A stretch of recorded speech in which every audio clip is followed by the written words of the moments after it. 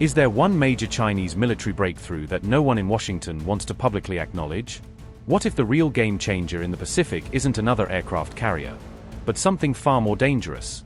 From the air to the sea and across land. Is China quietly leaving nothing to chance as it prepares for future conflict? Why has China upgraded its Fujian Type 003 aircraft carrier with a first-of-its-kind advanced torpedo defense system? Is America being caught off guard as China's new anti-torpedo technology signals a much bigger threat to the US and its allies? China is further strengthening its naval power with a significant new upgrade to its Type 003 Fujian aircraft carrier. The latest enhancement reportedly makes China only the second nation after the United States to operate an aircraft carrier equipped with an EMLS launch system. China's Type 003 Fujian carrier is also expected to become the world's first aircraft carrier fitted with an anti-torpedo torpedo defense system. Details of the Fujian carrier's newest upgrade were revealed in a report published by the South China Morning Post.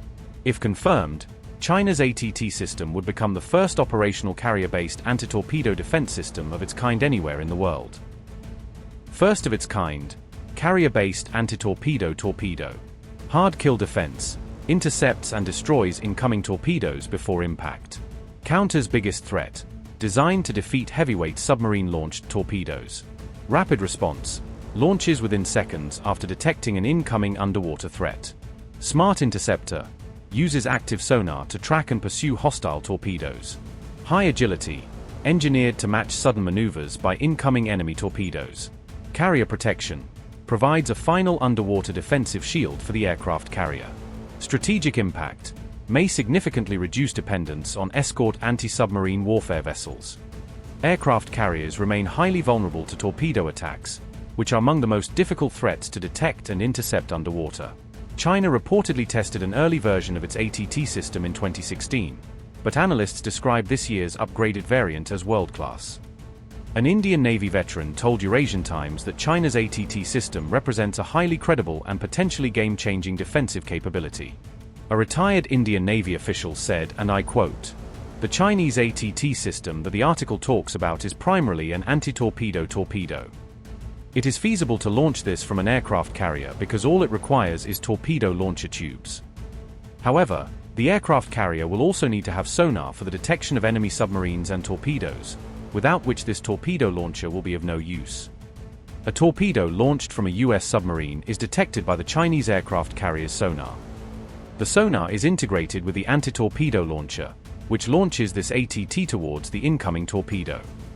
The active homing head of this ATT detects, tracks, and homes onto the incoming torpedo before destroying it." Analysts told the South China Morning Post that conflict could become increasingly likely if China launches military action against US allies such as Taiwan or the Philippines. The ATT system was reportedly developed in response to advanced US Navy submarines, including the Seawolf class and the future SSN-X fleet. The US Navy has yet to field an operational anti-torpedo defense system, making China's capability one of the first of its kind.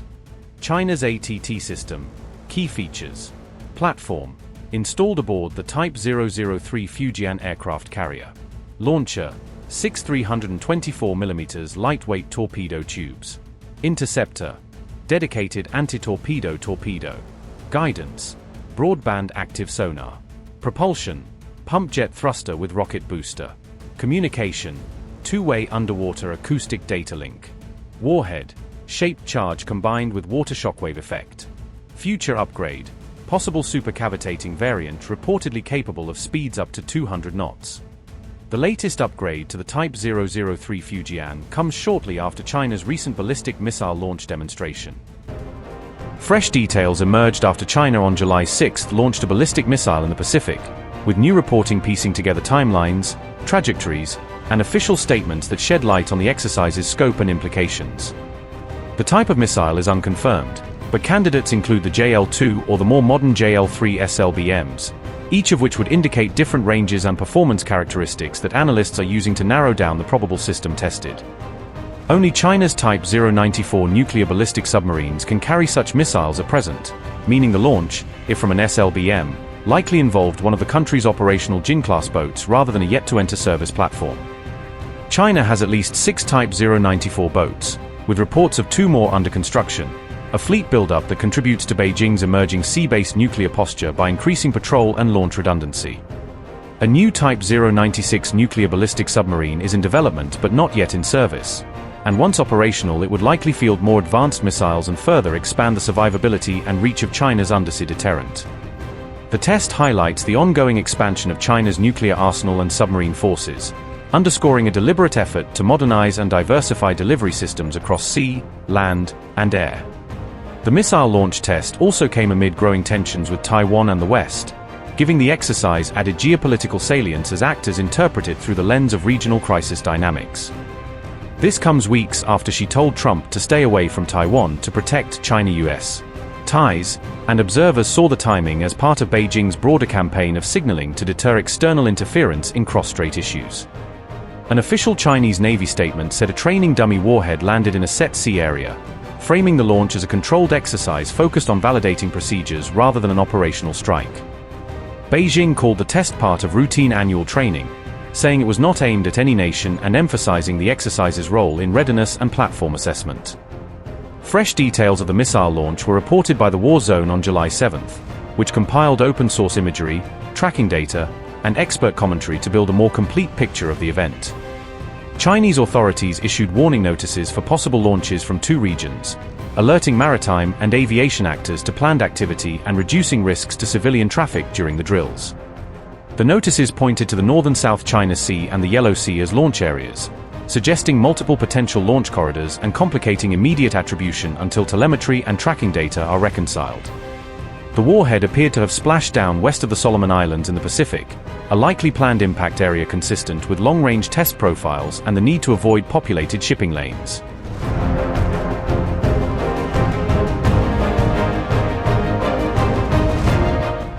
Japan was warned in advance but did not confirm whether the missile passed over its territory, with Tokyo citing ongoing analysis of tracking data and navigation charts as officials weighed public disclosure against the risks of inflaming regional tensions. Chinese Yuan-Wang tracking ships and the Liaowang-1 intelligence vessel were spotted along the Yellow Sea, a deployment that signaled Beijing's intent to monitor telemetry and collect sensor data while demonstrating the naval logistics supporting long-range missile testing. Taiwan security official Joseph Wu said the missile flew past the Philippines from the South China Sea, commenting the trajectory assessments and regional radar data indicate the test's flight path skirted Philippine airspace while underscoring the broader geographic reach of the launch.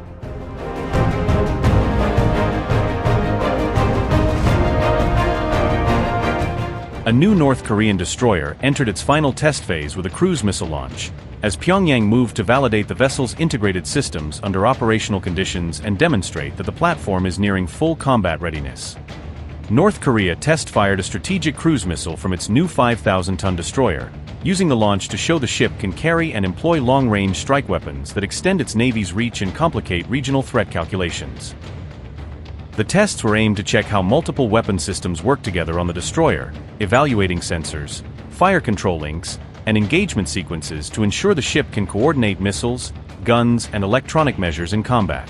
The missile test was one of several trials designed to confirm the warship's combat capabilities, part of a broader verification program that assessed endurance, targeting accuracy, and the reliability of integrated weapon suites.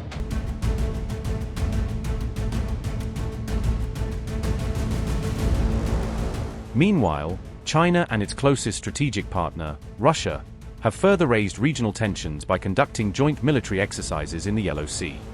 Russia and China have launched their joint Maritime Interaction 2026 naval exercises in the Yellow Sea.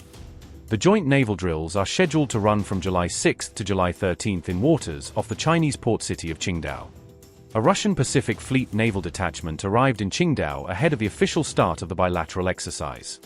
Moscow has deployed several warships, a diesel-electric submarine and a rescue vessel for the week-long drills. The Russian contingent includes the Varyag-guided missile cruiser, the Rezki corvette and the Ufa diesel submarine. Russia's rescue ship Igor Belousov has also joined the naval task group taking part in the joint exercise.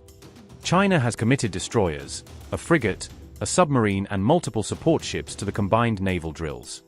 The PLA Navy deployed the destroyers Anshan and Kaifeng alongside the frigate Wu for the exercise.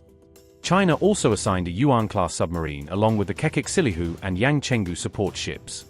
The joint exercise will include anti-submarine warfare, air defense, and combined search and rescue operations. Russian Marines and PLA Navy personnel will also conduct joint artillery firing drills supported by naval aviation.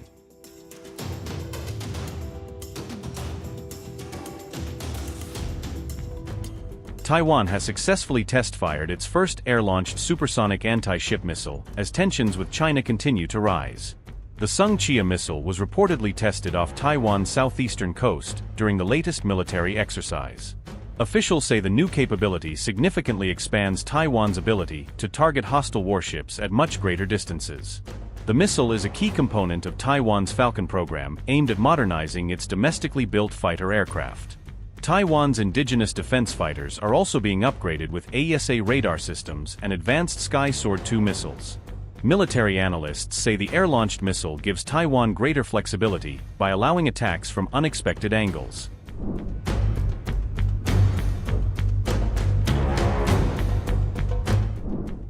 The new missile is specifically designed to target amphibious assault groups and major surface warships during a conflict.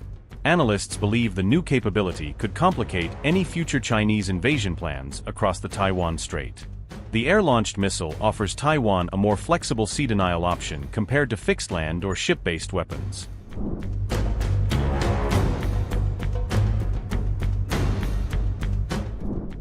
Despite the upgrades, experts say Taiwan's indigenous defense fighter still faces serious challenges against China's advanced air defenses.